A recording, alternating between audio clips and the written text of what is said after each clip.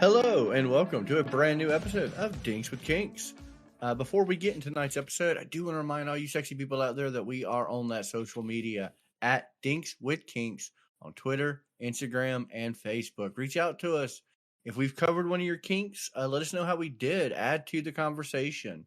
We absolutely love talking to listeners, so reach out to us. I'm your host, John Dondero, and with me, as always, the marvelously stunning, the always elusive, the kind of mysterious Mr. Shep. Good evening. And a woman that we couldn't do this podcast without, and her voice is just, it brings so much to the table. I mean, under the table, Miss Rebecca. Hello. Your voice gives me a boner. Oh, I'm so glad. How are y'all doing this week? We're good. I'm good. How are you, John? Well, I'm pretty good. I'm excited to be here. I'm excited for season 3. Boom. We're in. Yay, we're here. Yay. Woo! I mean, we really haven't had a break since last season, but it's okay because one wheel. It Wheel is what is it season. is. Yay. Oh, It's fine. We're good. It's all good. So I wanted to start this season off fresh. No puns, just go right into the kink. Because I feel like we are about to tread into some ground that's going to have so many puns that our audience may not actually be able to handle it. Do you guys know what we're talking about tonight? Bimbofication? Bimbofication! This is actually a really fun one and a kink that I didn't know that much about, like outside of like what you assume it is, and then learned so much more. So bimbofication is the transformation into being a bimbo. And people who don't know what a bimbo is, it's very lofty, loose, almost very brainless, kind of like promiscuous woman. And I think the best description for it too. So you? Yes. 100% yes. Yes. So I mean, he does make a pretty princess occasionally. Yeah, this is actually a pretty the description is pretty standard issue, but the reasons behind it. Have you guys ever heard of this? I actually have not. I mean, I've been called a bimbo a time or two, but I have not heard of this as a kink or a fetish. So I am very somebody interested. Somebody called you a bimbo in a negative way? Yeah. Yeah. Why? Bimbos are great. Well, I mean, you know, I'm a female that's good looking, and you know, I mean, that seems to be the go-to insult other than a bitch. So, you know, just call me a bimbo. How is bimbo an insult? Anybody... That's like, that turns me on. Like, oh, you bimbo? Hey. Yeah. Also, if somebody calls somebody a bimbo, I'm gonna look at them and go, the 1980s, 50s, 60s, every generation except now called, and they want their lame ass insult back because right? bimbo doesn't really strike me as like, right? Yeah, I feel like my grandfather would call somebody a bimbo. Right. And also, wasn't there a slight variation of it, but means the same things, like bimbo and then bimbess? I've heard that word. Bimbess. I've not heard that one. Yeah, but this is not just being a bimbo. This is not a fetish for bimbos. This is actually a transformation fetish where somebody brings out their inner bimbo, where they are, you know, average by day, highly intelligent, unpromiscuous, very vanilla, maybe even modest person that transforms into your stereotypical bimbo of the flighty, dumb woman who just wants to have wild sex. Almost like the... I mean, I'm a flighty woman who just wants to have sex. I mean, does that make me a bimbo? Does that actually make me a bimbo? And then does that in turn make bimbo a bad thing? Right. No, it does not. Yeah, that's why I never got it as an insult. Like when somebody calls somebody a slut, I'd be like, "You're telling me I get laid a lot? Thanks, cool. I am proud of the fact that I can get laid. Are you mad that you can't?" You mad? Yes, they are. You mad? Yeah. You mad, bro? This sounds like another tale, though, of transformation. You know, in certain series of movies, it's portrayed as the incompetent and timid and heavily controlled secretary of someone that then goes through a transformation and dons a lot of black leather. The Mask with Jim Carrey. No, well, I mean, you can go with that too, but because you're smoking. Oh wait, that was last season. My bad. The backstory of Catwoman. Yeah, you're quite right. But I don't know. She was very intelligent. Like after she transformed, she was still intelligent.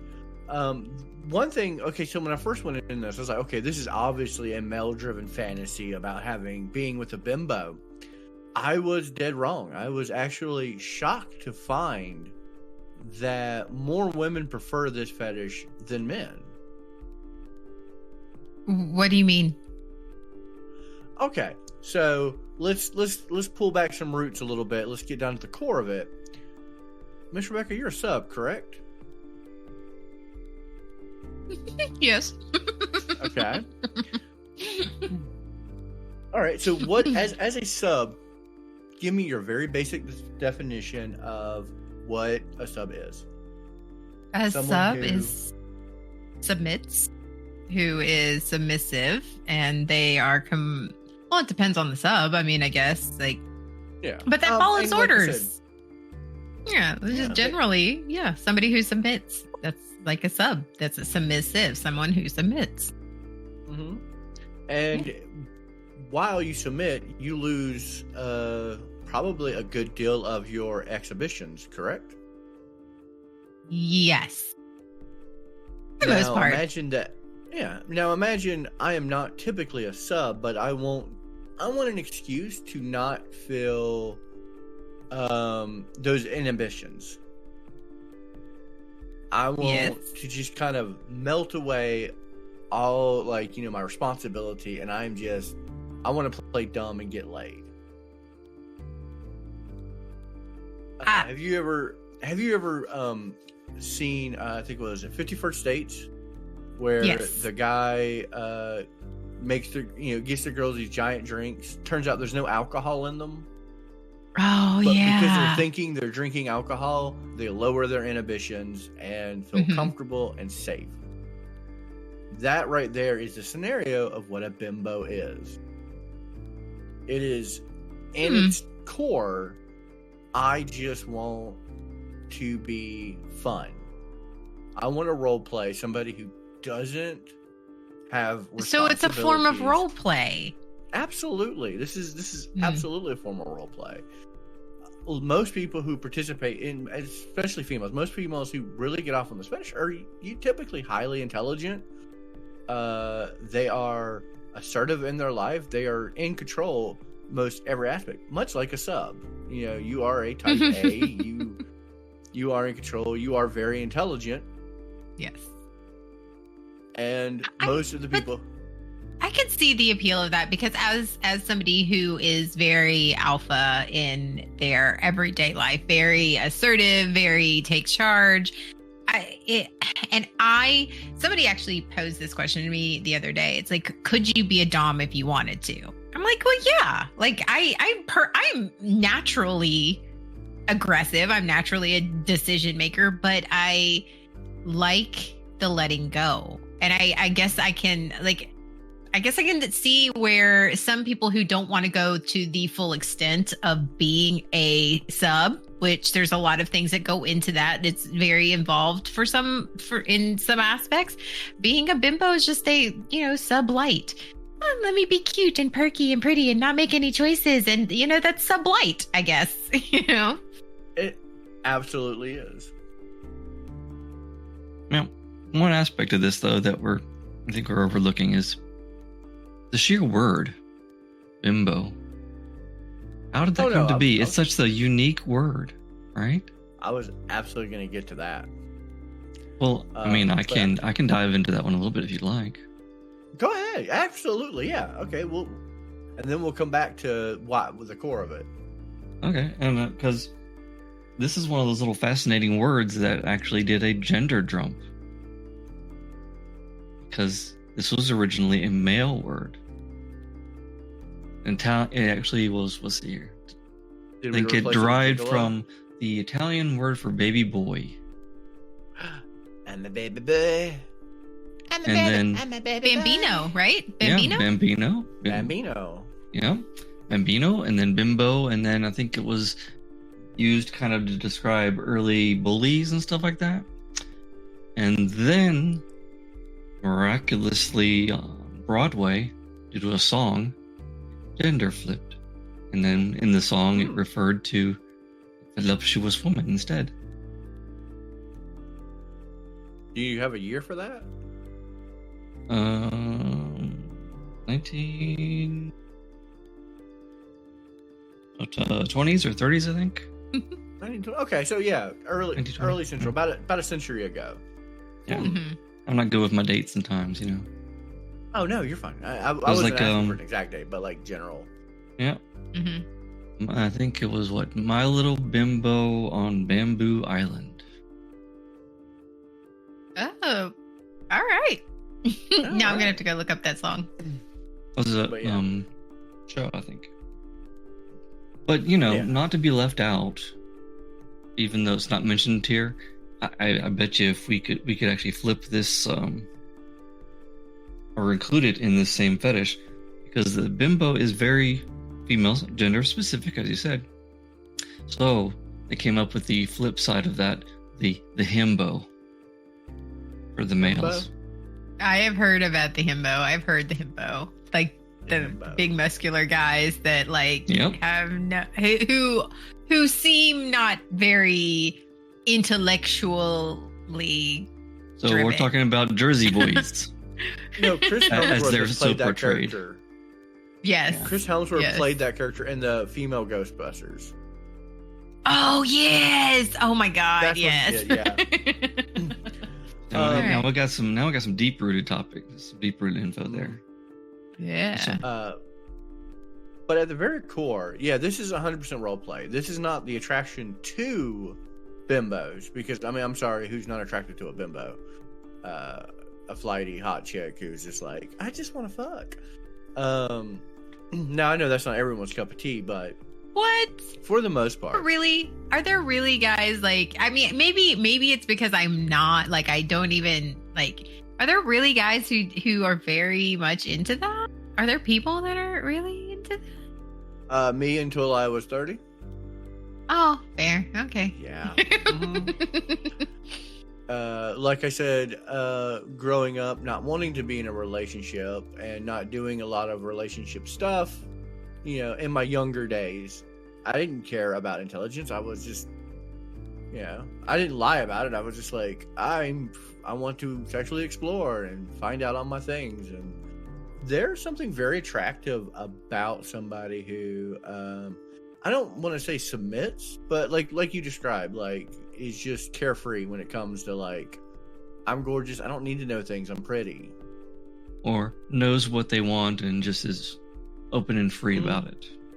Yeah. Because at no point in time does a bimbo submit. No. They'll tell you in a heartbeat, no thank you. Yeah. Trust me, been there, done that. No thank you. That finger up. No thank you. Yes, be careful of the finger. They're quick with it. No thank you. And like I said, when researching this, you know, I was like, well, of course people are attracted to bimbos. But this is not about the bimbo itself, but the transformation in there and role playing. And I think that's why a lot of men enjoy it as well, because yes, I don't want a partner that is dumb. I don't want a partner that's unintelligent, can't have conversations, just wants weird sex all the time. It doesn't really form emotional connections, but it's really hot to role play that. Meet at a bar, you know, with your partner, and you pretend you don't know each other, and you're flighty, and you're just like, oh, you're cute. Let's just go do things. And that whole system of role play is very attractive. I mean, it's what you call it, guilt free. Because especially if you're in a relationship, yeah, it's guilt free. But if you're pretending you don't know each other and you're just being flighty, kind of slutty about it, I'm always slutty about it. Oh yeah, of course. But that's where the kind of role play comes in.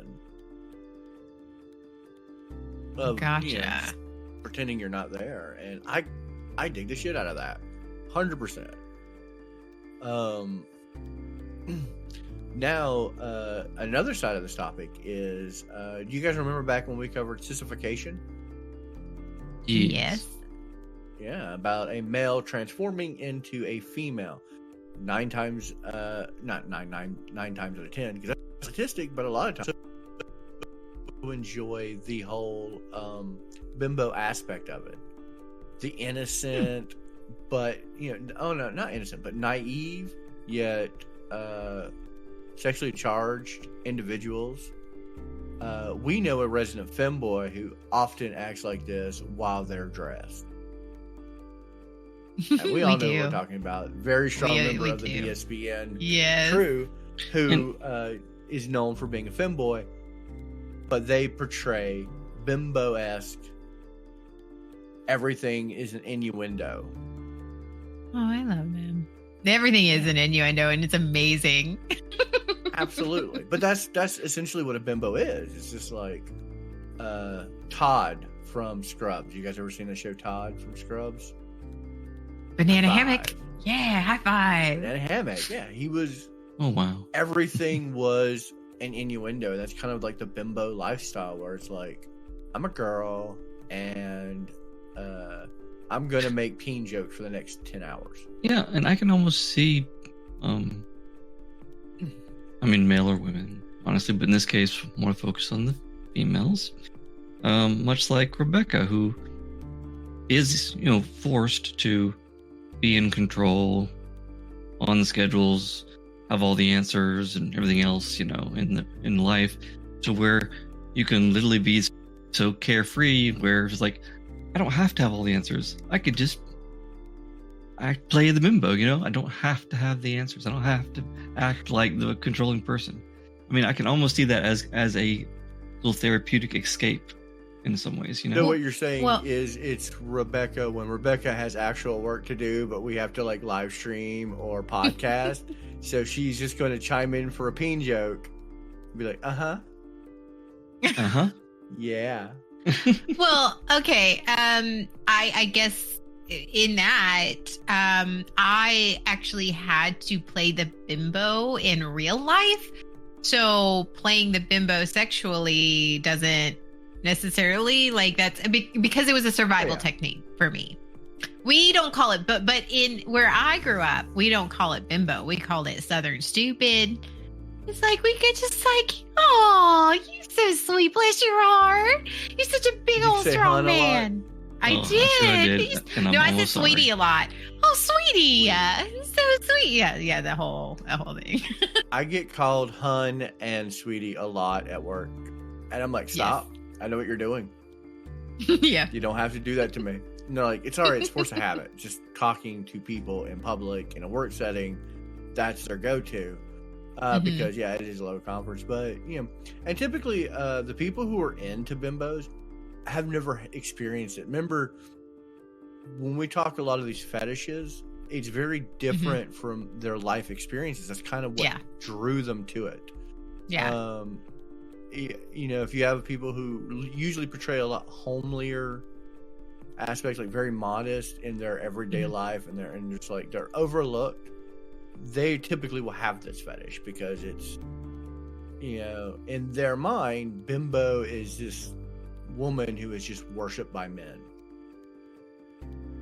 And I can absolutely see the appeal of it. Like, I can absolutely see as a female and somebody, and you're very much right, where it's just like you can be flirty and you don't have the worry. Like, if you are portraying that bimbo type character, you're flirty and you're cute and everything's like pretty and sparkly and sunshine and rainbows, and you're not worried about trauma or your boss at work or the promotion or whatever or anything else. You're just being cute and pretty and flirty, and it's fun. And I can absolutely see the appeal of it and how that would lower a lot of, especially, the inhibitions of those people, because then you're not worried about it. You're lifting that sort of care off your shoulders and allowing yourself to be a sexual being, whereas usually in your everyday life, you're not allowing yourself to be that.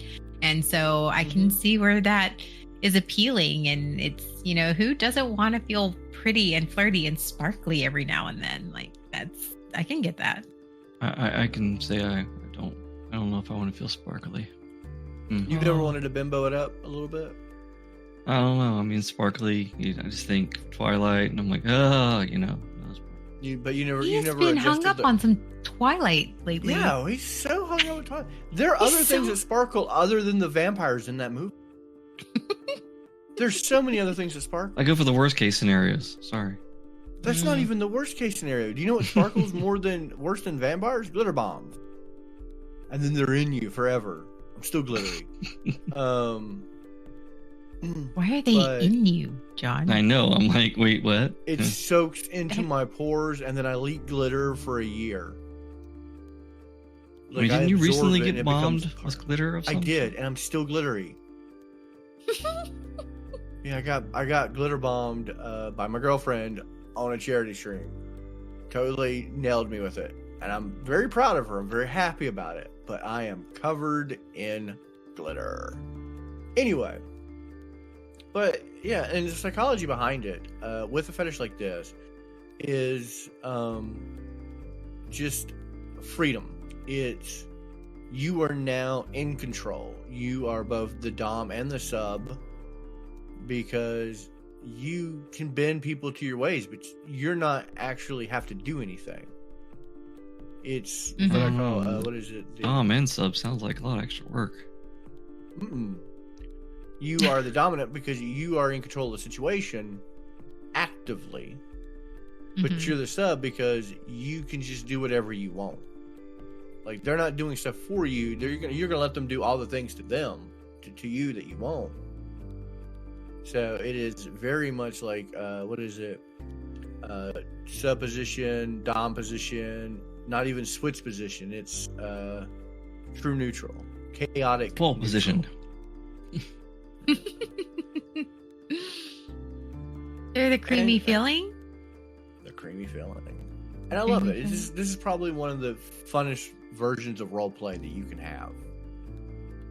Because it's politely and dumb. And most people who do it will go back and think of the cocktail waitress, or like 1920s. And very Southern stupid and their flapper dresses and stuff. Not even that. I'm thinking more Roger Rabbit. Jessica Simpson or Jessica Rabbit. Jessica Rabbit. She's very breathy, and I'm not bad. I've just was drawn that way. Exactly. Like, so you have that very bimbo aspect, but you're also in control. But you have zero consequence to your actions because it's going to be fun. I love it. This is one of those fetishes that going into it, I knew nothing, and now I want to know more, and I actually want to participate in this fetish. Like, I would be into this. Mainly because it's not somebody who just has no idea what's going on. Right. It's very Marilyn Monroe-esque, isn't it? Like, yeah. I feel like you said Jessica Rabbit. Like, for me, the first person that comes to mind is Marilyn played a role, but she was actually very intelligent, and she was very, self-sufficient, and she had all these underlying things, but she played that sexy, starlet really well. And I mean, there's so many characters that we in childhood. I mean, one of my biggest crushes is Elvira. Mm-hmm. I mean, that is like the most gothic bimbo you will ever heard. I mean, I think at one point in time that was her marketing, gothic bimbo. And, but in reality, she was always very witty, very smart. Even the betrayal of the character, Elvira, even though she always had a one-liner to go. She always has something. Even though she was loose, though, she was like sexually positive, and I'm all for that. Like, it was very attractive because it's like, yeah, if I don't have my shit together, there's no way this is happening. Yep, she positively sexually charged me as well. Oh, absolutely. I actually, one of the few proud autographs I have is hers. I went and met her, and she is probably one of the most sweetest women you'll ever meet. We sat there and talked for a long while, and she was amazing and still gorgeous after all these years. She's still drop dead gorgeous and a lesbian. I'm so proud she was finally able to come out. And that's the downside of portraying a character for so long in public, but you can't do stuff like that. And right, which is, the negative side of bimbofication. People take role play too far, and they assume. And you know what happens when you assume? You make an ass out of you. You become the persona that you create. Hopefully several members of our audience went, and me. And I said, yeah, I said you. You said a Jew? That's what... No, Jews are great. I love them. They make the best juice. We were talking about juicers, right? Yeah, we were. Yes, we are talking about juice. Oh my god. The juice tiger, baby. Why does everybody hate the juice? Because they weased it too much. That you really need to keep track of when it comes to things like this is knowing that it's just role play. Don't take it outside. And when you're doing this stuff, you will encounter creeps and negative things like that. So always practice consent. And if you're talking to your partner, if this is something you're into and you're a male, talk to them about it. But you also need to make sure they know that they appreciate them for who they are. Like, this is absolutely role play in your eyes.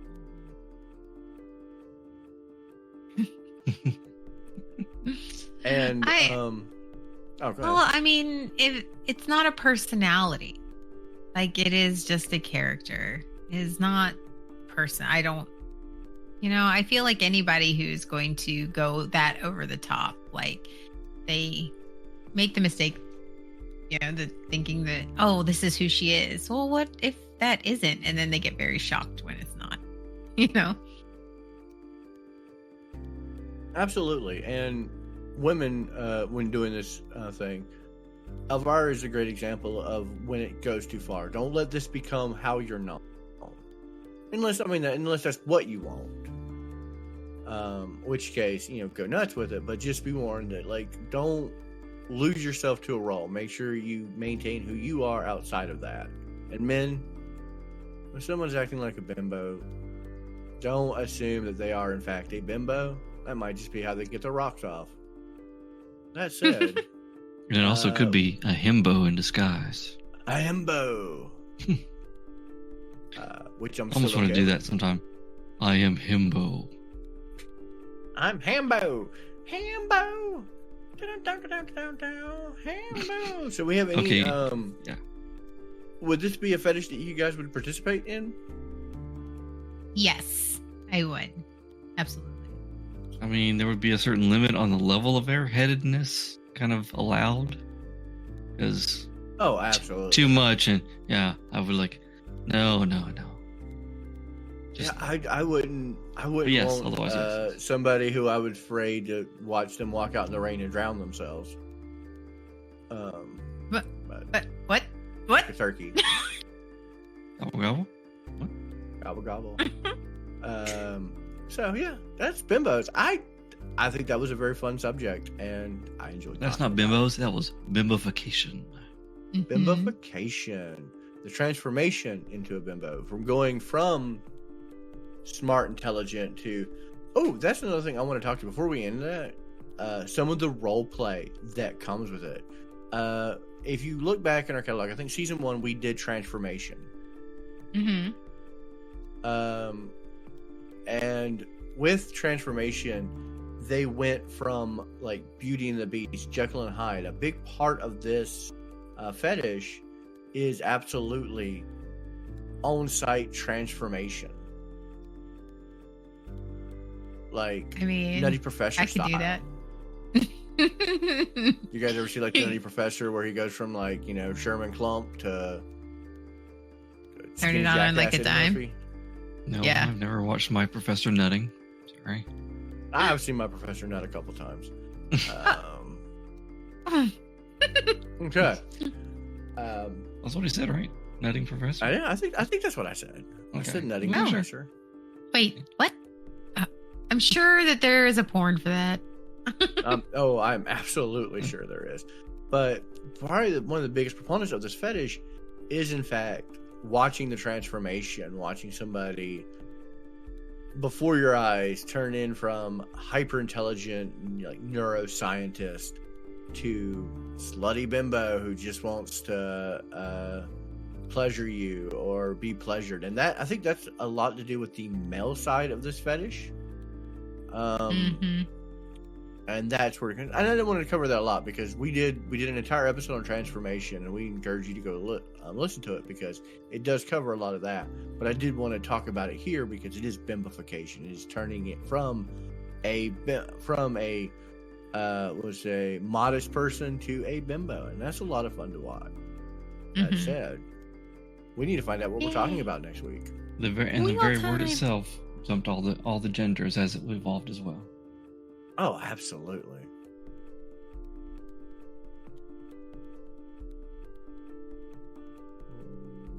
Spin that beautiful bean footage wheel. Now, for this one, I'm going to need, for the next episode, I'm probably going to need our listeners' phone numbers. So if you could get on Twitter, Twitch, Instagram, Facebook, go ahead and send me your phone number because next week, and I'm going to release all of our phone numbers in the podcast. I'm going to go ahead and just release those out, so we can get one-on-one with our audience. Say it. I think I know what it is. Say it though. Say it. Yep, you said it. Would you like me to text it to you? Is it sexting? Oh, it's sexting. It's phone sex and sexting. We're going to cover both next week. Nice. And Do I this have is to gonna be a speak fun one. in sex phone operator voice the whole time? Absolutely. You absolutely. Those were have some to fun speak days. just like that. Phone sexting. Yeah, I mean, I phone sexed. I think we've all phone sexed. But this is Call now.